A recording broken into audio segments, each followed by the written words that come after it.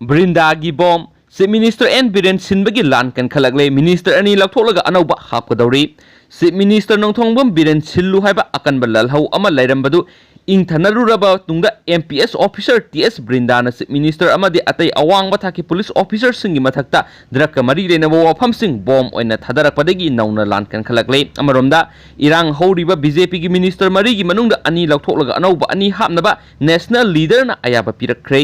wasak lobagi thoram lakleba nithauka phawbagi manungda pangthoklaba yai haina Chief Minister ga khwaidagi naknaba MLA amana pauksi asida Heiri marak asida Chief Minister kharaga lainga asida lairiba BJP gi minister manga gi manungda mari amasum party asigi MLA taruk punna legislator tara punsin khrei makhoi tara na ngasi lamphel gi mafam amada mifam ama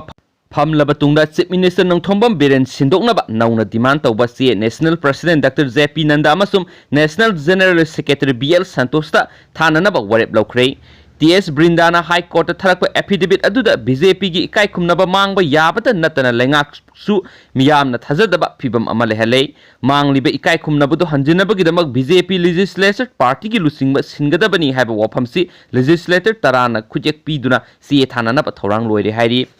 Paugi likhun amana hai ngarang BJP gi office ta pangthokiba party gi legislator party asigi legislature singi marakta lainariba apen pen gi wafam pung mari makhai sangna phongdokna duna lairiba party manungi lan asi loisinna bohonabada loisinba ngamdana lakhibani ngarang mifam hek loibaga numidang da party gi legislator taratare ki manungda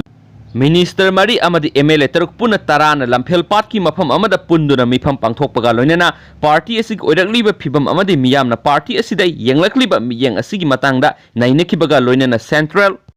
leaders sing yauna haujik lairiba muknaba phibam asi loisinaba hotnabinaba party gi state president haijakiba laikrabani Paugi likhun asina makha tana hai haujik lairiba BJP manungi lusingba sinbagi demand asi legislature singda natana party gi core committee manungdagi sogolakpa yabagi fibamda laire hiramasigi matangna masak maming takthokningdaba BJP gi legislator amana haujik drug ki matangna oirakliba wathok politics tawda miyam gi yengbagi mohota imung manungi politics lomda changsilakpa kaya asina lenga asi masak thiale haina moral sirakli haujik lairi fibam asida state asigi miyam section khudimak gi delimitation gi mayokta akanba kholaw law naringai gi serak asida lenga asigi luchingmana legislature singbo ngasi pawba kauraga wafam amata tanaba laitri haina phongdorakhi maram asina lenga asida miyamna thamliba thajaba manghale haina MLA aduna phongdorakhi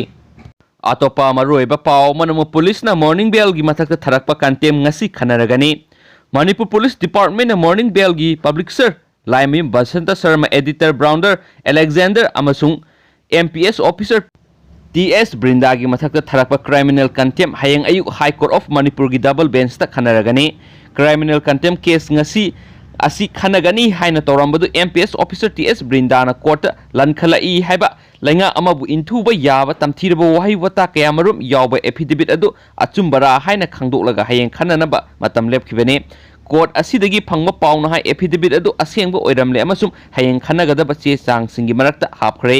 hayeng pangthokadawriba criminal contempt amasum disqualification case mayam asigi yenglaga ngasidagi court complex ta mitop changba thingkre haina pausna makhatari loisilakpada maruiba paw manamu moijing GP gi pradana sokna samnaramba mari positive oire district administration thobal gi miyeng makhada district medical team na ngasi nungthil positive oiduna covid care center da laikraba moijing GP gi pradana sokna samnaramba amasum makhoi imung manungi miyoi sing yauna punna miyoi kungatare thobal district hospital da antigens rapid test tobada miyoi mari positive result phangle hairi hairiba miyoi sing asi moijing gi pradanga naksinaba miyoi kangbuni miyoi mari asigi manungda miyoi amadi moijing GP gi member ni adumapu moijing GP gi pradan gi loinabi amasum masa ahum di test tobada negative oire Thobal district ngarang community quarantine center singda mating pang mi ahum covid-19 positive oikraba matungda ngasisu lilong kendra gi